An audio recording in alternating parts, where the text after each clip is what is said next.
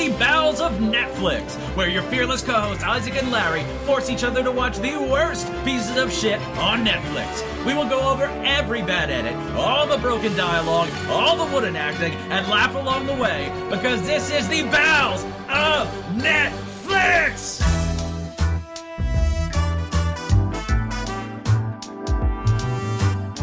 Alright, and welcome to the Bowels of Netflix. I am Isaac, and with me, as always, is my fearless co-host, Larry. How are you doing this week, Larry? So, my friends and I figured out that, based on averages, Godzilla would need to eat about 10,000 human beings a day to, satisfy his size. Okay. Do you have a suggestion of which 10,000 he should start on? I think there's, a lot of Americans that could probably do with being consumed by Godzilla. So maybe a Florida Marlins game or something like that, just everyone in the stands? Start. I feel like we also figured out how many hot dogs it was, but I don't remember that figure, and that's honestly the figure I should have called and asked. I called and asked my friend because I forgot the number of humans. And How much does the average hot dog weigh? 4 ounces? Well, you're the hot dog guy. You should know this. Yeah, well, you have one. I mailed it to you. It's gone, believe it or not. I ate that. Yes, I know you ate it. That's why I've been on the toilet all day. No, it was a lot. It was we had to. I think it was it was a lot of hot dogs. But we did it based on calories. And yeah, Godzilla needs to eat a lot of people a day, which really makes me question. He doesn't really go about eating people. So I don't know what he subsists on. Maybe he's fueled by breaking buildings. Maybe it's an emotional fuel. I think he's fueled by radiation. I think that's how it works. I don't know. But have you heard of rage rooms? Where you can just go in and break shit? Yes, and it's how people can get addicted to crack rock?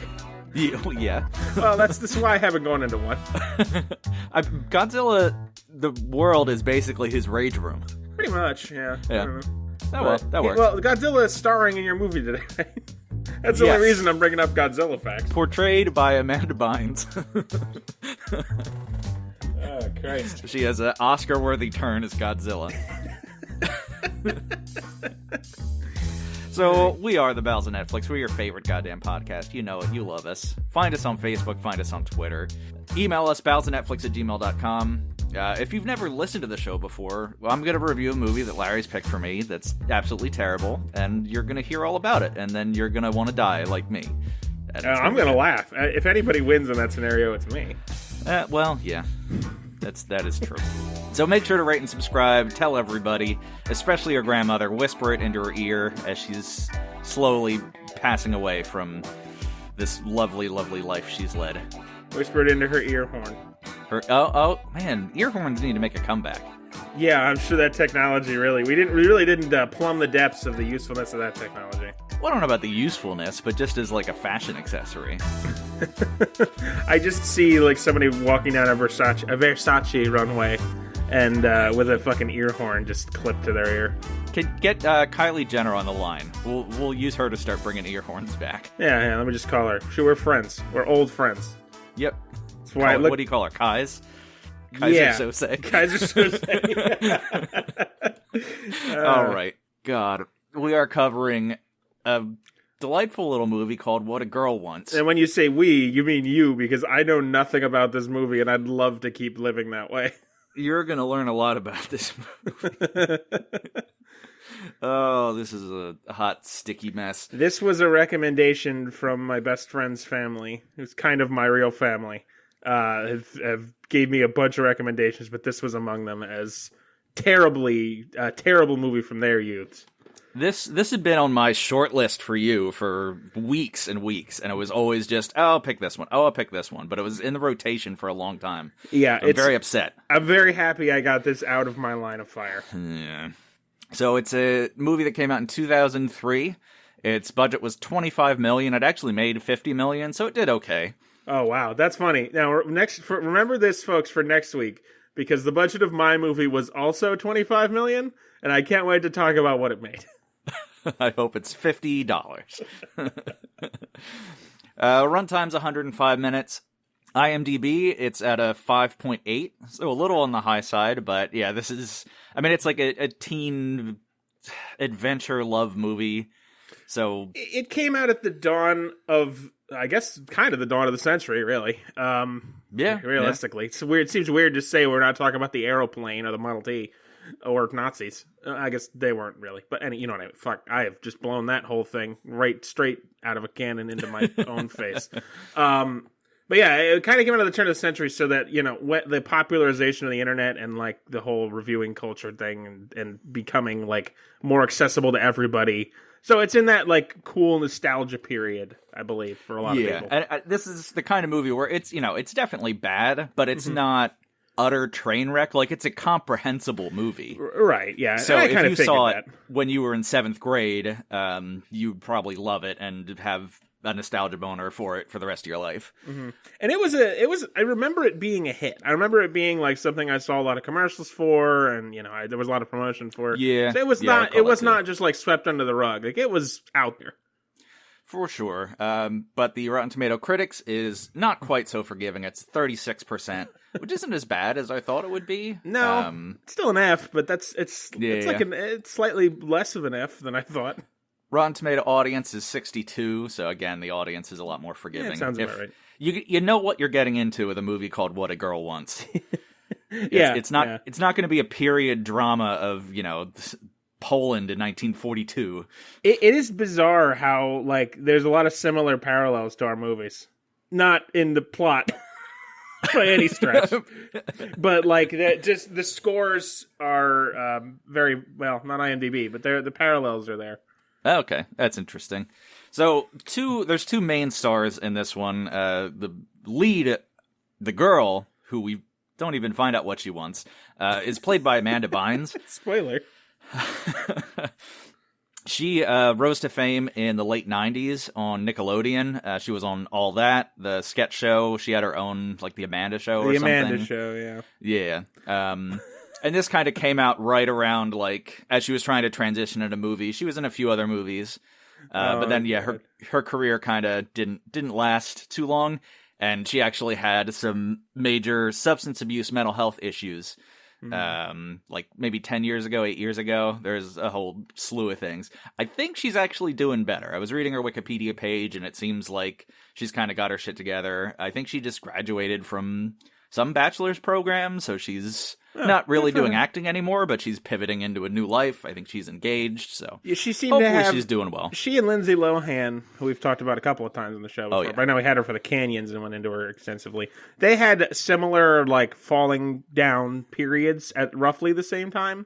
And whereas Amanda Bynes, whereas Lindsay Lohan sort of went down, Amanda Bynes went up. So she seems to have made a good recovery. Bounced back a bit. Whereas Lindsay Lohan seems to still never really picked up and did great again. Yeah, we'll see what happens. And she's plays a teenage girl in this. She's fine. Yeah, this was still sort of at the height of, like, her fame with the Amanda Show and whatnot, right? Yeah, I think the Amanda Show ran until 2002. This came out in 2003. Okay, so yeah, it catapulted pretty quick off of her fame. So yeah, she's not a particularly good actress, but she's not a particularly bad actress, really. Like, yeah, it's for the role, it seems like, you know, whatever. Yeah, she's a teenager. I hate her, but it's fine. I know we talked about this briefly with what was the Keenan Good Burger. I hated Nickelodeon live action shows. So I absolutely hated it. Well, because, like, my sister would occasionally watch them when we go to visit my grandmother, because we'd stay the weekends at my grandmother's. And my grandmother, God bless her, she's passed now, but she used to, like, watch these cartoons and kid shows with us. Like, she fucking really enjoyed watching Yu-Gi-Oh with us. And this was like a 65-year-old woman who, like, got into the plot of the Yu-Gi-Oh show.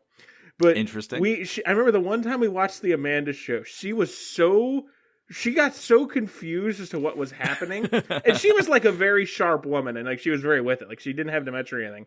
But she was so confused as to what she was seeing on the screen that it made her angry. And I remember that, just being like, what is this schlock? Like, get this shit off the TV. That's amazing. Yeah. So that's my only memory of that show. I don't think I ever saw the Amanda Show, but I definitely saw her in All That and was a fan of that.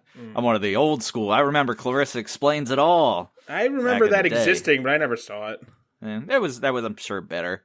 In my like early 20s, I thought that and Are You There, God? It's Me, Margaret were the same thing, and I thought Closer Explains It All was like a show about like teenage girl puberty. I don't know why. They somehow those two concepts got stapled together in my head, and then I hear people talk about it, and I'm like, why was this on Nickelodeon again? But I don't know. It's just this whole weird conflation. I don't know. Those Nickelodeon live action shows, if you didn't hear my review of Good Burger, you can get what I think of all of them. Because they're all terrible, and nobody came out of them looking good, in my opinion. Keenan, what the fuck's his last name? Thompson. He's doing good. He's doing good, but I mean, how funny is he? Really? Satisfactorily. The more I see SNL clips, because I don't really watch it and I haven't really kept up with it, the less funny I wonder if SNL was ever really funny. It has its moments. Yeah, there's just too much. There's too much, Isaac. I think the dilution is, if you put the cure for cancer in the ocean, like if you like uncap a capsule of cancer cure into the ocean, you're not going to cure cancer. Like, you're just, I don't know what that metaphor was, but I sure did make it. If you had the cure for cancer, you would dump it in the ocean. No. Do you remember that whole? No, I'm not going to go into the bit about the doctor with the cancer cure because we don't have time. We're 11 minutes in. We've already gone way off the rails. Okay. We'll talk about that another day. And the spite in my heart. So we open with the trashiest of early 2000s bubblegum pop, which there's a lot of in this movie. Mm-hmm. And they didn't even get like good memorable stuff. It's not like, I don't know, whatever the fuck, Christina Aguilera's second album or something. Like, there's just no songs that I remember hearing. And I was of the age to be paying attention. Like, this is what was playing in the halls of high school and shit like that. And I didn't recognize any of it. So I'm sure they just picked trash. And there's a terrible CGI butterfly over an even more terrible CGI Manhattan. It looks like the buildings in GTA Vice City. Oh, they're God. So like pixelated and weird and barely 3D. And that hits a visceral part of my brain because I remember GTA Vice City like very well, and I could see it in my head like crystalline clear, and that is bad. Yes. Yes, it is. I may have to pull that up and watch that opening clip because that is rough. When they go over the Brooklyn Bridge, the bridge doesn't even have a roadway. It's not even, they don't have cars on it. It's just horizontal slats. Oh my God. Oh, and there's no hideous. road. I am going to pull it up right now on mute and just look at it while you keep going. Because I can't. That sounds too good. Experience the utter terror of it. Because it's... that set the tone. Immediately set the tone. That's a bad sign. Yeah, your first shot should be good. Also, like, I feel so it's Manhattan? Yeah. There are 5 billion shots of, like, the open, like, over top of Manhattan. Every fourth movie does it. Like, this should not be hard. You should be able to just buy one from somebody cheaper than the fucking Vice City graphics would be. I don't think this would be the case. I know this happened with Spider-Man, which came out in 2002, but they had a lot of shots with the Twin Towers. Yeah, they edited out of the movie, and this came out in 2003, so maybe they had done the establishing shots earlier. But like, how does a movie studio just not have stock footage? Right. How do you not have the access to stock footage of New York? Seriously. It's fucking New York. Everybody films it. The most stock footage ever is probably in New York. Yeah, probably. Probably like 2/3 of all stock footage is in New York City. All right, and during this we get a voiceover. Always a lovely way to start a movie. My name is Farts McGillicuddy, and I lived my entire life in New York City with my mom. As long as I can remember, it's just been the two of us, but on every birthday, while I try and fail to blow sparklers out of my birthday cake instead of candles for some reason, while middle-aged Chinese males gather close around, I wish there was someone else. Oh my God. Yeah, she lives above a Chinese restaurant, and instead of a dad, she has a bunch of Chinese chefs who celebrate her birthday. Oh, it's really weird. Farts McGillicuddy, eh? Yeah, her name is Farts McGillicuddy. Okay, Netflix took a bit to load, and I have this cityscape scene going. It's worse than you described. Isaac, it's worse than you described. It's worse than Vice City? Holy Christ, it's worse than Vice. The butterfly's not even flapping its wings. Yeah, it's honestly, I am no kind of fucking graphical artist or a regular artist of any kind. I'm pretty sure that, like, with enough time and hints, I could do this myself. Like, it's horrible. What is the point of this? Jesus Christ, that was terrible. Wow. Yeah, you were not, folks. He was not kidding. If you have a second, it's like 10 seconds at the beginning of that movie. Pull it up because wowza, it's worth it. It'll make you sad. It's yikes. So, Farts McGillicuddy settles into her bed. Yeah, get used to that. I had to type farts out an awful lot in this review. Well, you do think they're funny. They are hilarious. So she settles into her bed as a little 5-year-old while her mama is telling her Farts' favorite story. Once upon a time, there was this roustabout hippie chick who's totally not me, and for some fucking reason, she packed up her acoustic guitar and traveled to the Moroccan desert. While there, she tripped and started rolling down a hill, but luckily Colin Firth swooped in and caught her. They fell in love, rode a motorcycle around Morocco, and fucked a bunch. Then they went back to England, where Colin was an esteemed member of the aristocracy. His family didn't much like the trashy American chick, and then Colin's dad died suddenly, making Colin the Lord of Westerhamsterburg-Shiretonville. The Lord's handlers contrived a scheme where both Colin and Hippie Chick thought the other one had dumped them, and Hippie Chick went back to America with a broken heart and popped out a baby from her lady business a few months later. And that little baby, my ball of sunshine and primary source of resentment, is you. You are a master of your craft, sir, and I applaud you. That's the word for word. Word for word. That is... Oh, my. I forgot to say Colin Firth is in this movie, and he's amazing. Yeah, I'm a fan of his. If I would let any Brit teabag me, it would be him in a heartbeat. Well, okay, Harry Styles. If they could both... I didn't know Harry Styles was a Brit. Oh, yeah. We probably talked about it, but I don't know. My sister loves Harry Styles with all her heart, and I don't think I've ever heard his voice or seen his face. He is the sex. He is just the sex. He is the sex. He is all of the sex. Colin Firth, close second? Yeah, he's old man sex. Oh, when you put it like that. Yep. Oh, shit. Okay. So, yeah, all right. That seems... It's funny because I have often... God. I've often said... Because I didn't know the plot of this movie at all. I knew it was England because the thumbnail was Amanda Bynes and two of the British Royal Guards with the funny hats. You know the ones. Oh, right, yeah. I have a story about that, too. Hold on. When you're done. And I am on record saying how I cannot stand anything relating to the English monarchy system because it's just celebrating people whose only job is to be rich and like literally like at least the Kardashians produce something, you know? At least they technically produce entertainment. Yeah, Kylie's got her ear makeup line. And clothing and I don't know, CD players, whatever the hell, VHS, DVD combo players. I don't know what they do, but I know they produce something. Okay. Yeah. But the monarchy is just like exists to exist, and I hated it until I started watching The Crown, which not the best show, but it taught me. I'm a huge history nerd. It taught me a lot of history I didn't know, and I'm like, all right, that's pretty cool. And I was looking into history and stuff, and then you read about like Princess Margaret, who's literally never been important to anything ever. She's literally done nothing. Her only job is she was fucking squirted out by Queen Elizabeth's mom. That's her only point of value. She's dead, so she can't come back at me. But, like, reading about her fucking article, about the Wikipedia article about her wedding is longer than some wars. And it's incredibly upsetting. But I learned a lot about history, and that was interesting. So, yeah. I still think the monarchy can just, and all the fucking system of lords can just go fuck straight off to the bottom of the ocean and die. But, you know. Well, that's the whole plot of this movie, Larry. I may have made a mistake not realizing that, because now I have to fucking hear about it again and get to bitch about it even more. So, about the cover, which is it's a thumbnail and it was the main movie poster. That seemed familiar. I remember seeing that from being a youth. Yeah, it's her, Amanda Bynes, in like a tank top with two of the, what the fuck are they called? The British Royal Guards with the big fluffy hats. I don't remember. Beef eaters? Beef eaters, yes. Okay. Good call.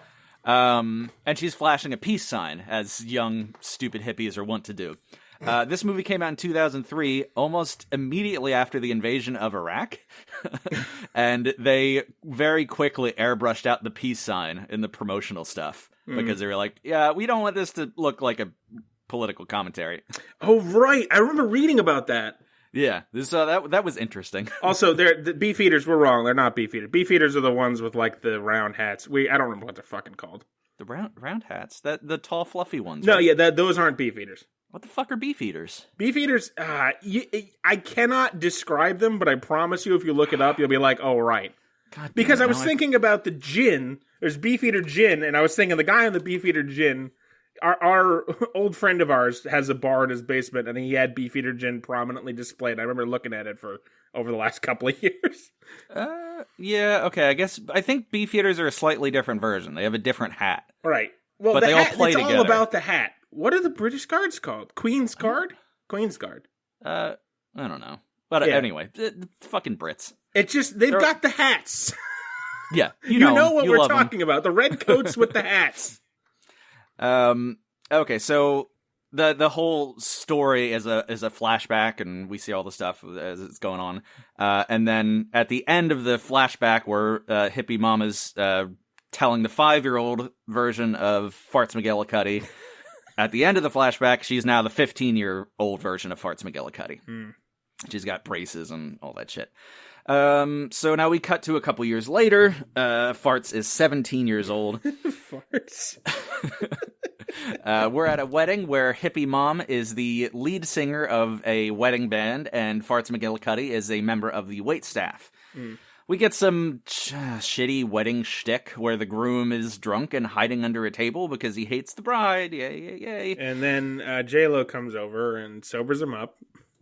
No, Wait, the groom hates the bride? Oh, great. There's a tie-in to the wedding planner, which I couldn't believe, and I almost lost my mind. I went in a rage and just smashed a bunch of stuff in the house when it came up. So wait, are you being serious? Yeah, pretty much. I don't have a dog anymore. Oh no, Sparkles. Yeah, I killed Sparkles accidentally. So, yeah, it's always good. Kill the dog. Good job, Isaac. Sparkles is not a real dog, so... No. Okay. Farts McGillicuddy chips the nose off an ice swan and shoves it down the back of his tux. I think it's called a beak, buddy. What? No. Well, shut up, you. What are you, an ornithologist?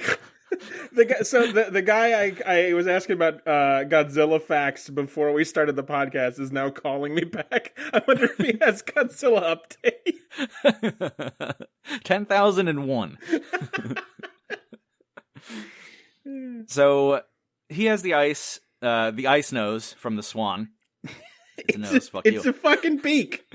It's a nose. Down his back. So he runs on the dance floor trying to get the ice chunk out. He's freaking out and putting his hands up, and of course Farts McGillicuddy mimics his flailing movements to convince everyone that it's all okay and he's just dancing. So everyone starts dancing that. So why did she put the swan nose down his pants? Because to get him out from under the table and back to the wedding? I don't know. It's not clear. Okay, all right. This is a trash movie. It's trash.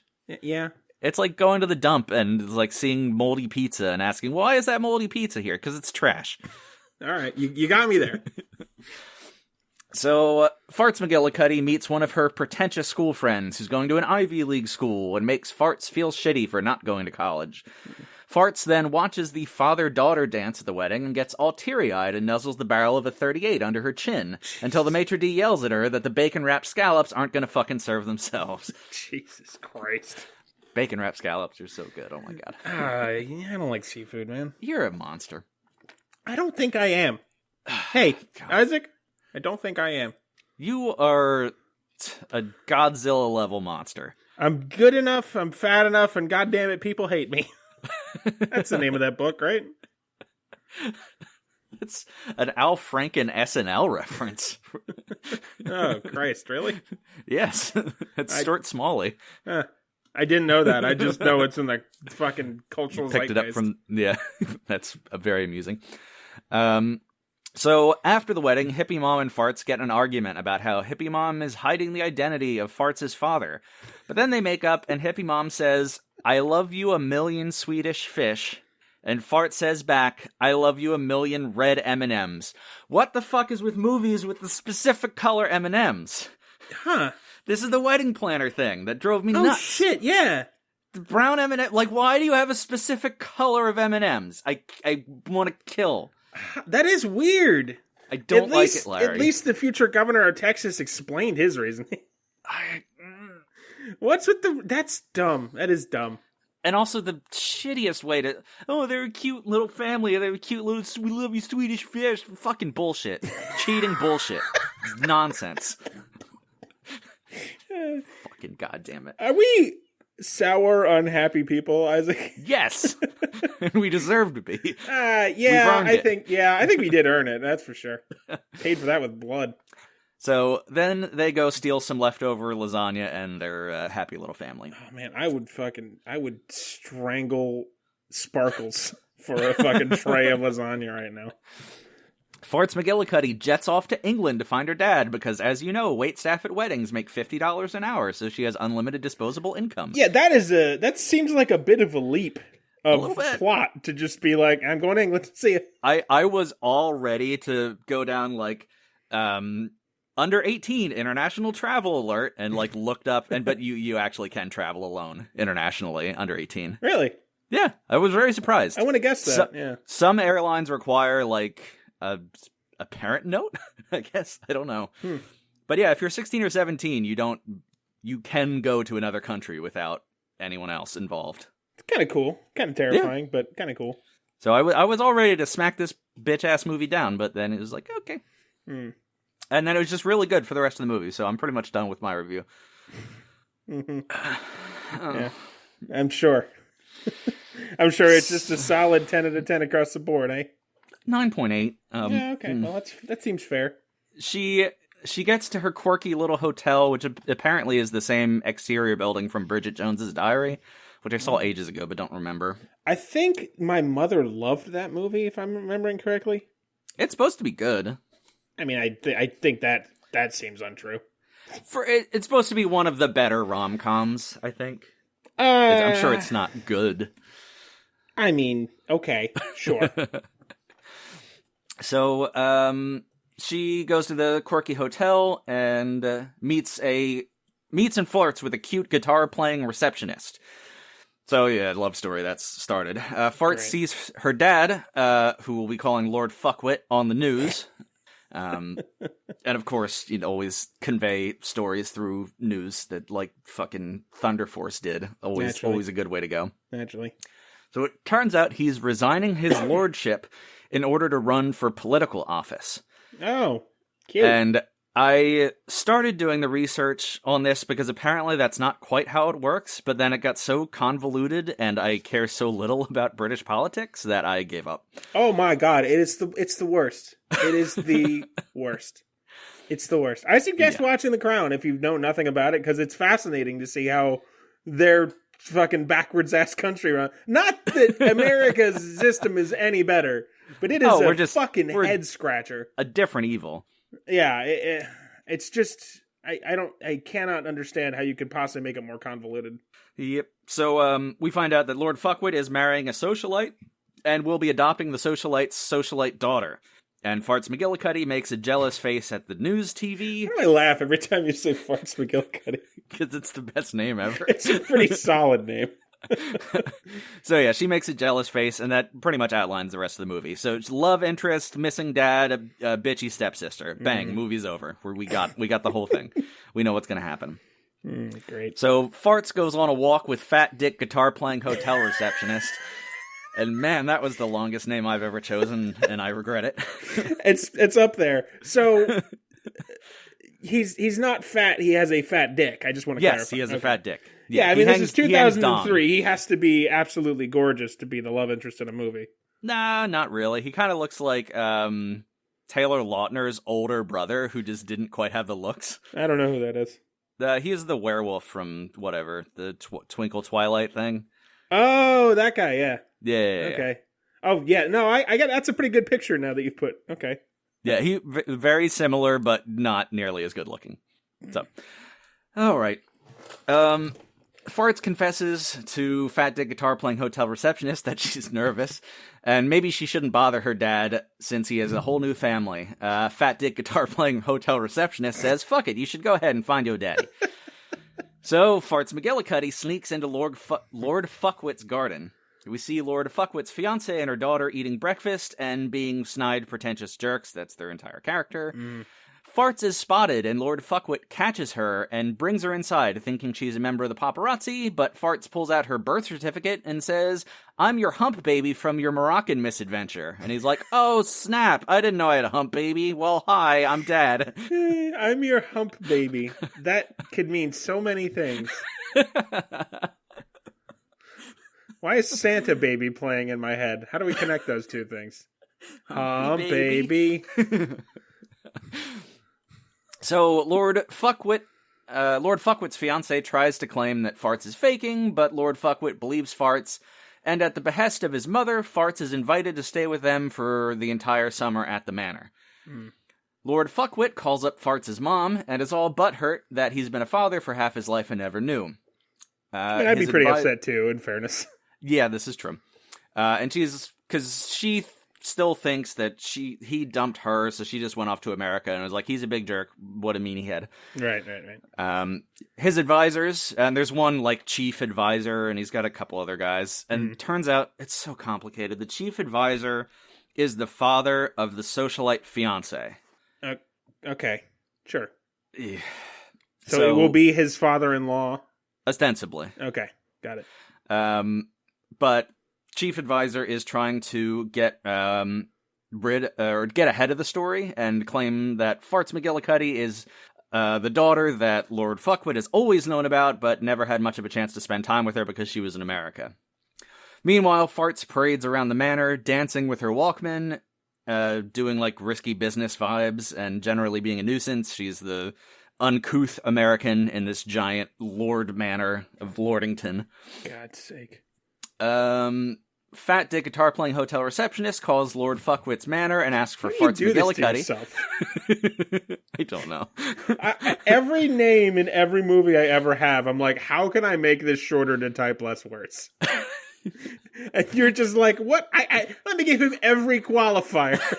White, sandy-haired, fat dick, flat top, Converse shoes, guitar-playing socialite from Binghamton. Hangnail on his left toe. Oh, God. Why do you get that close to his feet? I don't want to ever watch a movie with that many feet in it. Oh, God. The worst part about fucking Tarantino's movies is there's so much feet. He's got a little And now fetish. he knows we know, so he leans into it.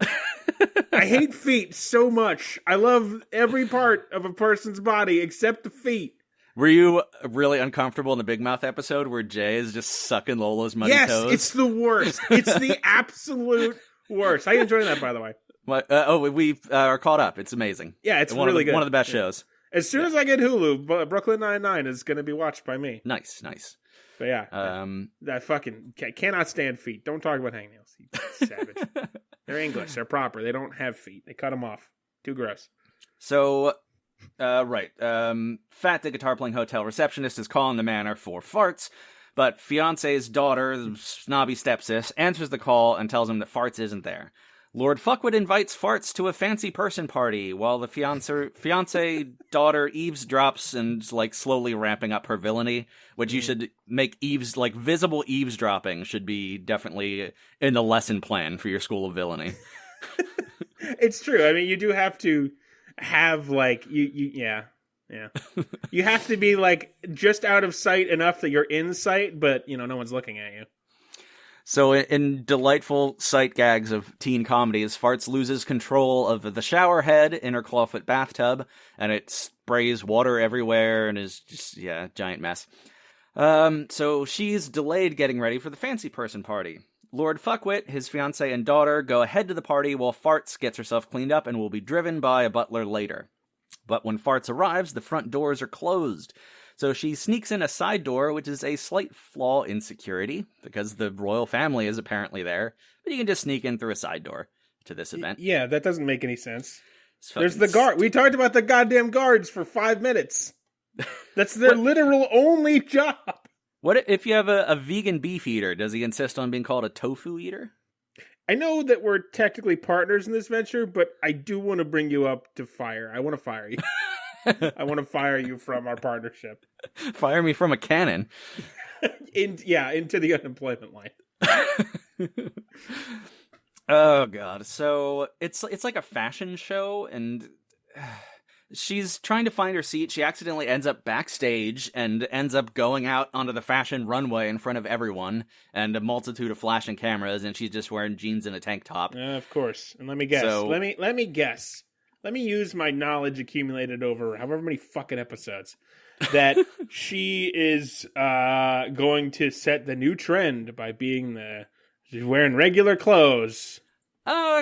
Sort of. Yeah. Not exactly a new trend, but all the young male aristocrats who we've seen the snobby stepsister flirting with beforehand, they make comments about how smashable she is. One literally says, she could dump tea in my harbor anytime, which, man, that's a timely reference. Yeah, I mean, that is the American writers, of which I'm sure was all of them, were just sitting there like, what do I know about England? The Revolutionary War. Prince Andrew he's a rapist and Jeffrey Epstein, and he's a villain and needs to be arrested. And what else do I know? The Boston Tea Party. Boom, got it, nailed it. So the young male aristocrats then literally hold up signs reading 10. Why do they have them? Why? What? The fuck is this movie? I don't know. God damn it. Lord Fuckwit and his entourage are mortified, and then Farts McGillicuddy trips off the stage and falls into Prince Charles' lap. Was it actually Prince Charles? Okay. No. They got a look-alike, which must have been awkward casting, as it's like, we need the ugliest British person possible for an actor. And they found him. Not quite as ugly as Prince Charles, but almost. Oh, we're hemorrhaging British listeners right now. No one likes Prince Charles. Yeah, I actually think that's accurate. I don't think anybody likes him. Absolutely. Like, even if you love the Queen, or you got a fucking little hard dick for William or Harry or whatever, no one likes Prince Charles. Listen, I think the British monarchy is the most overhyped nonsense, but the Queen is a fucking bad bitch and is great. And I have nothing bad to say about her, just her position. No, she's a boss. She drove, like, medic vans in World War II. Yeah. Did you ever hear the story of her driving around, I think it was like I don't know, the ruler, the person from Saudi Arabia who she was driving around. It was some level of higher in the government there. But they don't let women drive in Saudi Arabia. They may have changed that. I'm not certain of where it is currently. But at the time, they didn't let women drive in Saudi Arabia. So she's like, well, I'll have a little fun with this. Because she's a great driver. Because she fucking was, like I said, drove medic trucks in the war.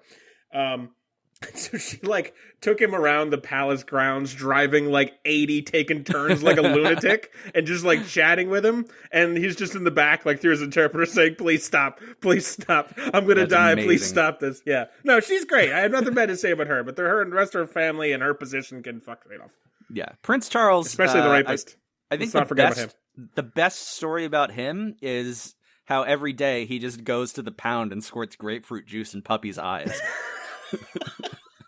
That's how he and Diana met, right? Yeah.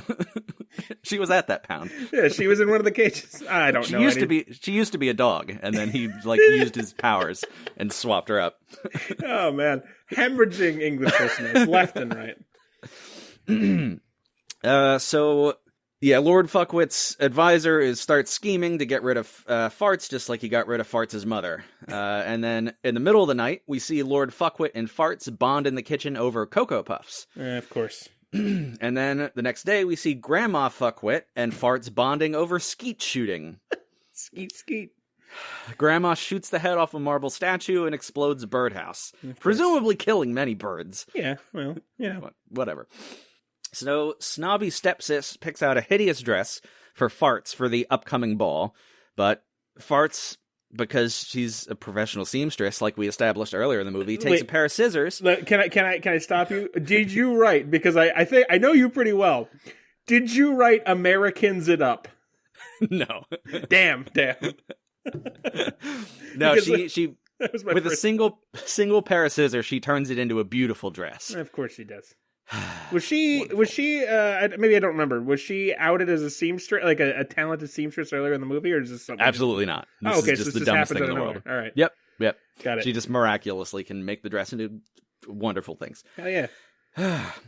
So, stepsister is mortified when Farts makes a grand entrance and takes all the attention of the photographers with her gorgeous dress. Lord Fuckwit makes a comment to Farts about how the fancy chandelier is the most prized possession of the lord who's hosting the party, so guess what's about to get smashed. God damn, this movie just telegraphed shit a mile away. Snobby stepsister's love interest asks Fart for a dance and proceeds to talk about how women can't help but be attracted to him, and he reaches down to grab her ass, but she swats him away, thank God. And then notices that the live band's frontman at the party is Fat Dick guitar-playing hotel receptionist. Okay, you read my mind, because I was just about to ask, because I feel like you mentioned him in the beginning and then literally never again. No, yeah, he comes back. Okay. He's the love interest. Great. So she sees him, and her pussy floods with roughly the flow rate of the Colorado River. Oh, fantastic. I'm glad we got to hear about that. Yep. The 17-year-old pussy, let me clarify. All right, that's great. Great. I'm glad those are words you're saying on our podcast that goes to the internet where people can download it. That's great. And I think Amanda Bynes was probably, actually 17 when this was filmed. So. Oh, good. Hey, Isaac, This is great. I was younger when this was filmed. Yeah, I was... Well, when this came out, I would have been 12, probably. You were a lad. Yeah. You were just discovering your wiener. Sure. That's a good cut. Well, actually, let me do the math here. Sure. Yeah, I'll stick with sure. Still can't tell that story, though. Basically, everyone related to me is dead. Do I have to kill them all? I mean, in fairness, there's not many, but yes. Yes, I cannot... Send me a list. There's some stories I cannot tell. Send me a list of who I have to kill for that story. I'll do it. It's not a very good story. It's just horrible. It's just horrible. Everything's horrible. Everything's horrible. Everything. This is the worst. What, did you masturbate into the box your baby teeth were in or something? No, but I'm sure someone somewhere has done that. Isn't that fucking wild? He's the co-host of your podcast.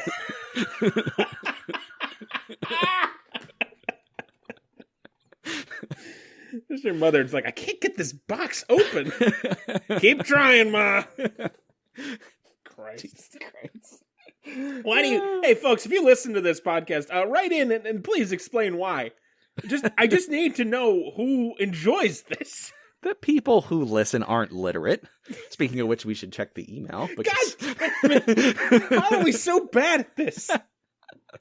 I'll check. If something comes up, I'll tell you. Fucking God damn it. Terrible people. I'm looking now, too. No, we're good. Okay. All right.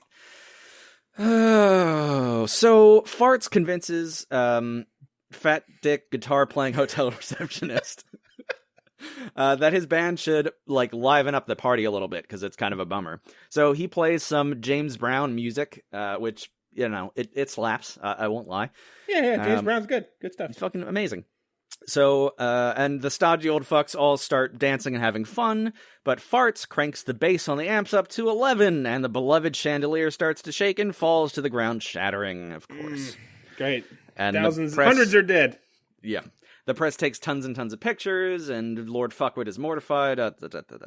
Yeah.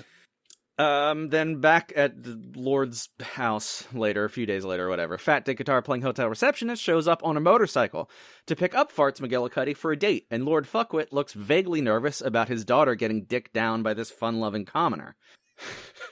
Yeah, so I guess technically she's British royalty, huh? Well, okay, not royalty. That's the wrong word. She's nobility, British nobility, huh? Yes. Hence why the press is all up her butt.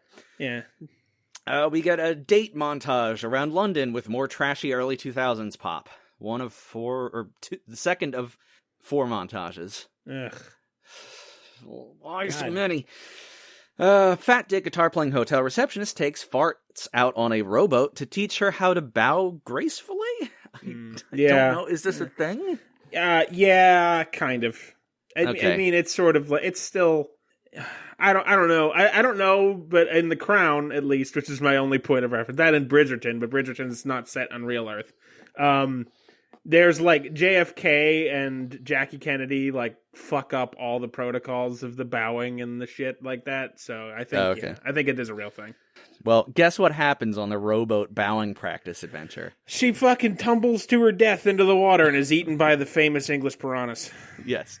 They both end up in the water, and then they get back in the boat, sopping wet. And now they're both wet, not just her. Mm-hmm. Oh, man. Why have you done this to me? And why have you made me an accomplice in your fucking crimes? He eats her ass while some swans swim by. Yeah. Lord Fuckwit it's just the logical how romance works, right? Yeah, that's how my first date went. Threw her into the water, ate her ass. It is how is your wife? He said. Oh, man. Wonder. Her ass hasn't been eaten in quite a spell. Now you got to reignite that passion. I can't do this. Crank up the old ass-eating something. I don't know. Your wife and I are both competing in this writing contest, so we've been talking to each other more than usual, just like, through you or just occasionally with the cat. And I just got to think about now, like, man, we are the worst to her on this podcast, and she's so lovely. I don't know why she puts up with this. She is no longer chained to the radiator. She's a free and fair game woman for ass eating. There's a bunch of fox hunters outside. It's fair game, boys. Basset hounds. God. They're not the ones that hunt foxes. Whatever, the fucking pointers spring. This is awful. Terrible. Next. So, yeah. Lord Fuckwit is calling Farts' mom because he's worried about his daughter. Farts' mom says... I'm sorry. He said Colin Farts. You said calling farts, but it sounded like Colin Farts. And it's funny because it's Colin Firth. That is perfect. Christ, what a child. We're both in our 30s. What is happening? I don't know. What's wrong with us? This is the worst. So Fart's mom says, don't worry about it too much. You dicked me down so hard in Morocco, I was walking bow-legged for 3 weeks. So she kind of chills Lord Fuckwit out. He's good. So at another fancy party, because that's all socialites do is go to fancy parties, snobby stepsister's former love interest again tries to pursue Farts. But, of course, Fat Dick Guitar playing hotel receptionist is working as a valet at the party, and while Farts is spying on him with binoculars, the arrogant jackass boy goes up to her, and I only say this because I have to, ignore that mixed-race mongrel and give me the kiss you've been longing to give me since the moment you met me. Oh, good. That holds up. Yeah, I mean, it's clearly he's a villain. Sure. Gets his comeuppance, but still, like, just those words together are it's uncomfortable. No good. Farts shoves him off the dock they're standing on into the river, and the paparazzi start snapping photos and hounding Farts, asking her what was the argument about. Lord Fuckwit whisks her away and gets Fat Dick Guitar playing hotel receptionist motorcycle keys from him, and he and Farts flee the party on a motorcycle. Okay. While the paparazzi snaps pictures of them. Yeah, all right. They end up sitting on swings at a park where an awkwardly large amount of unsupervised children are playing in the background. Like 20 kids with just no parents, just like running around and playing. Weird. It's weird. I don't like seeing that many children. No, nor I. At once. Without their wranglers nearby. Yeah, no, it's ugh. Get rid of them. You need more landmines in parks. That's what I'll say. Oh, man. That would be funny. So then Lord Fuckwit gets a henna tattoo at Fart's behest, and they have a Streets of London shopping montage. And she teaches him, they go to a record shop, and she teaches him how to headbang to, like, rock music. It's so lame. My soul is trying to claw out of its chamber. Then later, Lord Fuckwit is at home, and puts on his old tight leather pants and dances and does like air guitar in front of the mirror. And his fiance sees him and is mortified. And yeah, he's learning to live again from the daughter. How do movies like this keep getting made? Because people rated it 5.8 out of 10 on IMDb. Yeah, I guess so. God, it sounds so awful and dull and fucking predictable. Yeah, incredibly predictable. Gross. It's Lovely. Lord Fuckwit then realizes he's tanking in the polls, and he's being ostracized by his other Lord buddies. He tells Farts that she has to change and act more ladylike. We get another montage with trashy 2000s pop music of Farts McGillicuddy dressing properly and acting properly, and we see, like, newspaper covers of the Lady some dash fire Zington, and how she's nice now, and she's a lady. Great. So, there's that. Fat Dick guitar playing hotel receptionist shows up with tickets to a concert they had planned to go to together, but she has to blow him off because she has to go to the Queen's garden party. He gets all pouty and tells her that when she pulls her head out of her ass, he'll eat it for her. Okay, now hold on a goddamn second. If the Queen of England invites you to a garden party, that supersedes other shit. Like, I mean, it sucks to blow off your date, but I mean, if I was him, I'd be like, you're going to see the fucking Queen? Cool, snap a picture. Especially if he's English. That's like all I think that's, oh man, we're hemorrhaging British listeners. I think that's like the greatest thing they can have happen as far as like national pride. Seriously though, really. Yeah. She is beloved in that country, and hell, if she invited me to lunch, I'm gonna put off an ass eating for that. I mean, come on, it's the Queen. It doesn't happen every day, man. I think he's making a broader point that she's not being true to herself. But it's the Queen. It's like a thing. Yeah, oh, yes, I understand that. But realistically, it's like, okay, it's like a once-in-a-lifetime opportunity as opposed to seeing the fucking Ramones or whatever. Like, the Ramones are going to tour next year. The Queen is not going to have a garden party that you get invited to every year. The Ramones are dead. All of them? Enough that they're not touring. Okay, I picked a bad band, all right? The fucking Pearl Jam is going to come around every year. The Queen's garden parties. You're not going to go to a lot of those. Hey, Larry, the Queen's single now. Yeah. Just I'm hoping to swipe her on Tinder. Yeah, honestly. I was going to say, find her. She's probably on Tinder. God. So, cut to Fart's coming out party, which unfortunately does not mean she's a lesbian, although that would be totally hot. God damn you. When she turns 18. God damn you. God damn you. You are going to get us. We're never going to have careers. And a whole run for the House of Representatives planned. Christ. Apparently, in England, a coming out party is where a young debutante is formally introduced to society. Yeah. Or in other words, it's when you hang a pussy for sale sign on a rich chick. Honestly, yeah. I mean, that. Yes. Yep. Again, I know I'm fucking relating everything to the television shows I've watched in the last year, but that is basically the entire plot of Bridgerton. Which, as much as it seems like a show I would not like, I actually really enjoyed it, and it's pretty entertaining. I'm glad you've learned to love the British royals. No, I don't love them. I hate them still, but you love sometimes the television is entertaining. But yeah, no, all the coming out parties, you're absolutely 100% right. It's pussy for sale. Jesus Christ. I'm sad because of how true that is. Fat Dick guitar playing hotel receptionist band is playing her coming out party. What is this? What is this magical guy traveling hither and thither, getting all these jobs out of nowhere? He's like the fucking whole royalties handyman. He's like a secret son of the Queen or something, isn't he? No, he's just a guy with a lot of jobs. All right. Oh, he just keeps popping up, Larry. The story needs it. So wait! Is this the Queen's garden party? No, it's a different party. Okay, because I'm gonna say, like, how did he gave her flack for not going to the thing, but then he's at the thing. That's a different thing. No, yeah, this is a different party. Okay. Sorry. This is her coming out party. Okay, I keep interrupting you. My apologies. Oh no, you're fine. I missed a line earlier. I just realized. Okay.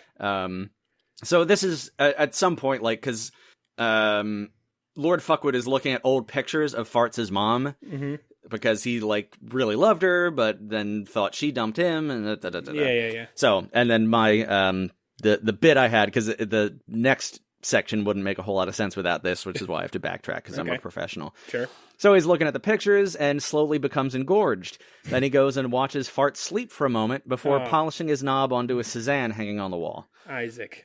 What's a Cézanne? He's a painter. Oh. He's like Monet, but not as good. I thought that was like an English version of a Lazy Susan. I really did.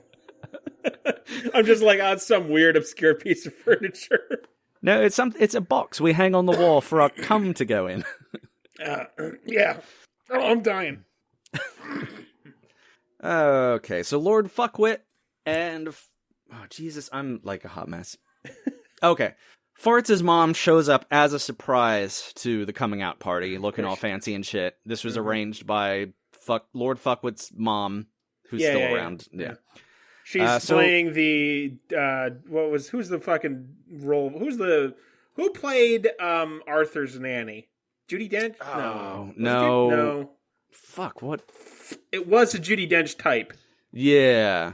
I don't remember anymore. But yeah, she's taken on that role of, somewhat. It's more in the background, not really all that fleshed out. Sure, but the sort of I accept you even though you're uncouth to everybody else role. Yeah, her role, oddly enough, is portrayed by Gary Coleman, which is a weird turn. He's just wearing a blonde wig. Man. Christ. Put me out of my misery. I'd love to. So Lord Fuckwit and Fart's mom start having a dance, and the fiancé is all upset. Whatever. Yeah, wouldn't you be? Yeah, actually. Yeah, I mean... Lord Fuckwit again becomes engorged, but with all the high society guests around, he's unable to bust his customary nut onto a Suzanne. Man, that joke really didn't work. Damn. No, you can't. You pulled it into the station. Yeah, sure. Thomas the train engine, but on crack. It lost a wheel, but it still made it. Farts overhears Lord Fuckwit's handler guy saying to his daughter how he almost, I thought I would have had to get rid of Farts, I got rid of Farts' mother all those years ago. And Fart starts freaking out, but Lord Fuckwit's fiance grabs her and drags her to a closet and locks her in a closet. Fart's mom then... we find out the father-daughter dance is starting then, of course, when she's locked in the closet. Lord Fuckwit looks around for his daughter, but she's nowhere to be found. But snobby stepsis steps in since Farts is missing, and Lord Fuckwit kind of reluctantly starts dancing with her. Well, isn't this Farts' coming out party, though? I know. Yeah, she's the main attraction. She is the prized hog for sale. I mean, how do you not have the prized pig on the pedestal? Realistically, how do you not how is the stepsister... It's dumb. It's nonsense. Part of it, it's because it's father-daughter dance was set up earlier, because she watches the father-daughter dance at the wedding. She's like, yeah, I don't have a dad, me. And now the father-daughter dance is being ruined because... Yeah, but it's like at your wedding, if at the first dance I danced with your wife, how do you not know? This is not... What are you doing? Why am I so upset about this? But I really am. Are you suggesting this movie is poorly written, Larry? I am intonating it, yes. Man, you've stooped to a new low. Fucking Jesus. What a stupid movie. It really is. So Farts' mom frees her from the closet. Remember, it's a coming out party. Hey! I knew you were going to do that. Bazing. Thank you for not putting the A at the end of that expression, because we'd owe, I think, 20th Century Fox or somebody a couple million. Yeah, this is true. Farts sees Lord Fuckwit and bratty stepsis dancing and gets all sad and hands her tiara over to stepsis and says, fuck it, fam. I don't want to be a fancy lady. That's not my jam. I'm going back to America. Okay. She runs off. Lord Fuckwit follows her. They have a thing. She tells him, oh, you fucking fancy-ass bitch. I just wanted a daddy, but you're a piece of shit. Go fuck yourself, Lord Fuckwit. And she's going to go back to America and be a low-class hoe like she was meant to be. God, yikes. Oh, right. There's another montage. There's 5. Or 4. I don't even know how to count. I'm done. So more shitty's 2000 pop music, and it's everyone sad. We see Farts back in America, at a wedding reception, shuffling the shrimp around or something. The fat dick boyfriend is, I don't know, slumming in New York, with a needle hanging out of his arm, sobbing. Lord Fuckwit. Wait, is he in New York? Or is he still in England? He's still in England. Okay. Good. That seems important to the plot, which is the reason I ask.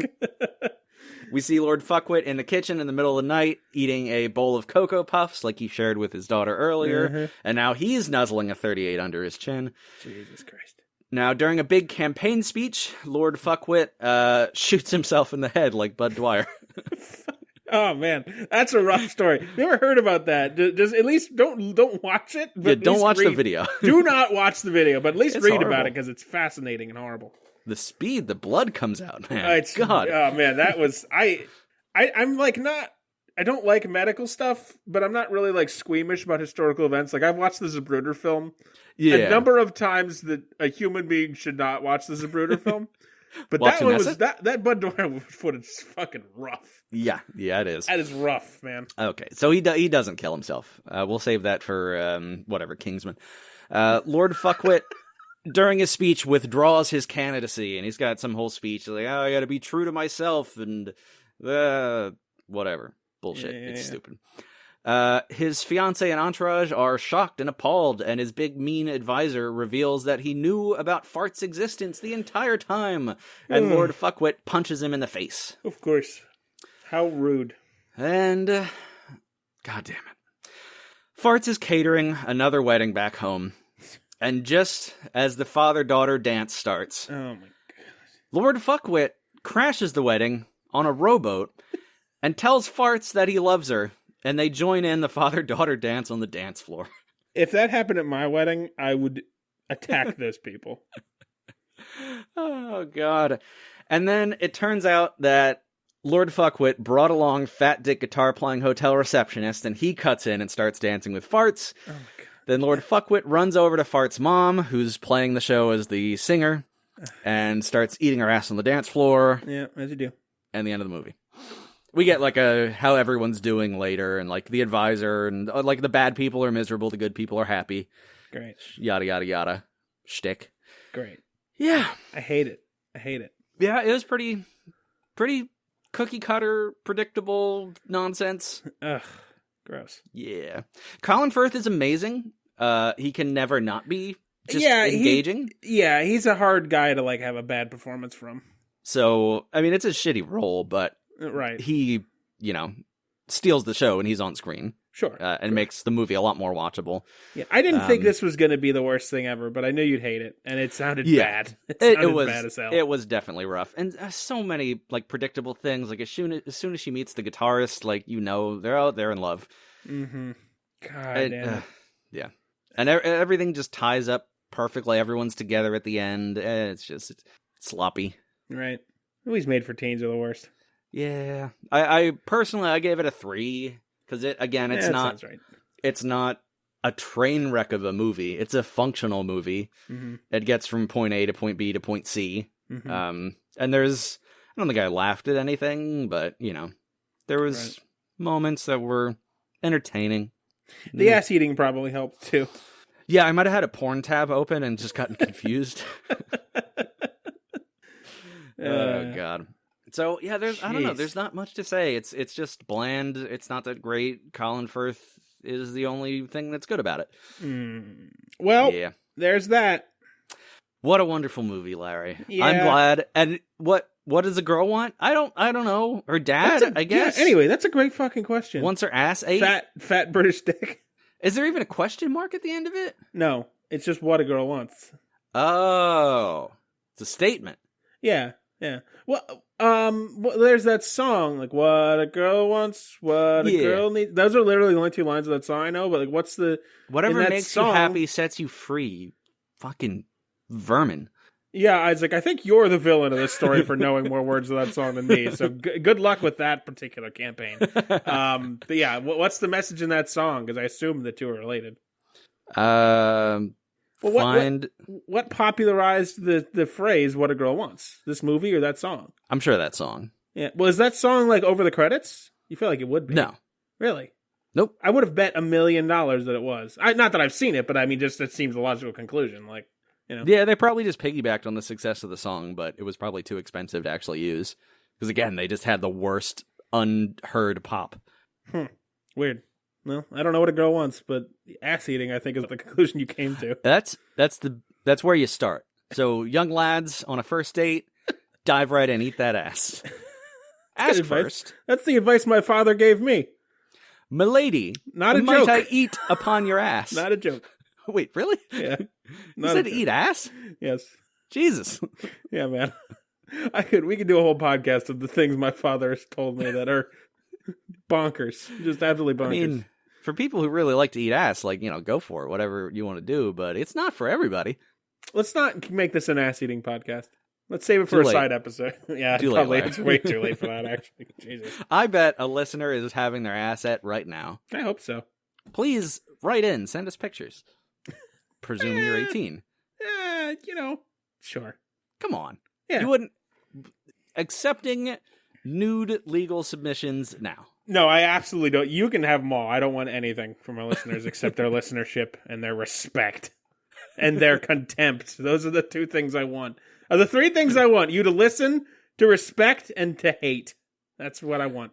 Yeah, well, I think we've earned that. This is terrible. Let's move past it and never speak of it again. So, Larry, what movie do you have for me next week? Well... Or not, 2 weeks. I know how this works. Right. 2 weeks from now. Well, Isaac, as you may recall, a couple weeks ago, I guess a couple months ago now, probably, you gave me H2O.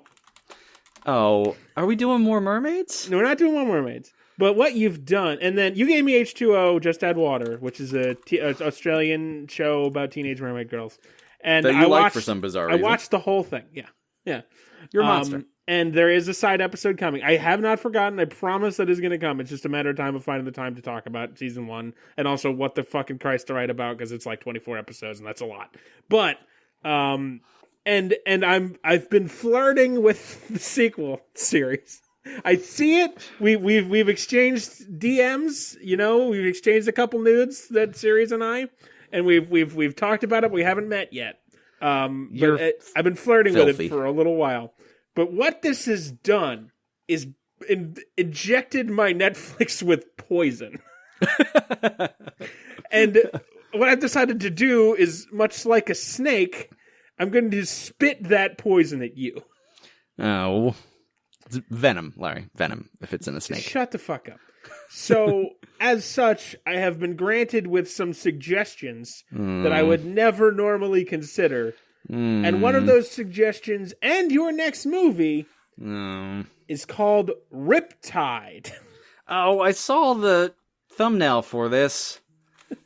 Oh, surfing. Heartfelt, emotional, feel-good? I don't want that. Yeah, I figured, why ruin a good thing? Let's keep the teen drama train a-rolling. Following an embarrassing viral video, a New York model decides to escape from her suffocating existence by visiting her faraway aunt in Australia. It's much like What a Girl Wants. It's an American in a foreign land. This is really weird because the movie I have for you is so close to this. God damn it. But it's got a twist that's going to make it utterly infuriating. Zombies. No. Zombies would be fun because then they would kill the teenagers. I just watched Army of the Dead. I think I'm zombied out. I don't like this. Yeah, no, I figured fucking I want to keep the Australian train a-rolling. Well, at least I can keep working on my accent, Larry. Oh, that was British. That was, I don't know what Jesus. that was. That was Irish. That was Irish. An amalgam of things. Fucking down at the Macca's. Get French fries. Had a little boy sit on my lap. We get hot. We gotta make that a t-shirt. Which, by the way, now this is next movie. Obviously, is my movie. It's fucking Jiu-Jitsu. Which, oh boy, fucking strap in for Jiu-Jitsu, because god damn my asshole. Oh, it is Nick a fucking Cage. No movie, and we'll talk about it more when we do that review next week. No movie has taken me so long to review because it is a fucking nightmare to review. I'm so excited. I actually have an idea for our first piece of merch that I want to make. And it hit me like a lightning bolt in the middle of the night. I literally sat up in bed like Pontius Pilate the day before Christ came to him with a revelation, having dreams about it, of what our first piece of merch should be. But your goddamn Australian phrase down at the Macca's, the Get Hard, has to be a shirt one day. Like I'm fucking I'm Babe Ruth calling my shot now. We're gonna make that into a T-shirt one day. That'd be an awkward shirt to wear in public, especially at a Macca's. I think that and Get Hard should be on the back because that's too funny. And you also do usually say it with a pause. And also, I don't know why anyone listens to this. Get hot. Oh, God. Oh, Jesus. Are we done? I think we're done. We're the Bowels of Netflix. You know where to find us. We're on the internet. Send us an email, bowelsofnetflix@gmail.com. Stay tuned next week. Nick Cage is coming at you fast in Jiu-Jitsu. Boy, just fucking buckle up, man. I'm so excited. Because I have to finish the review. I'm almost done. I've got about maybe 15 minutes left. It has taken me 6 days. Jesus. I keep having to start and stop. It's so bad. It so fucking saps my soul.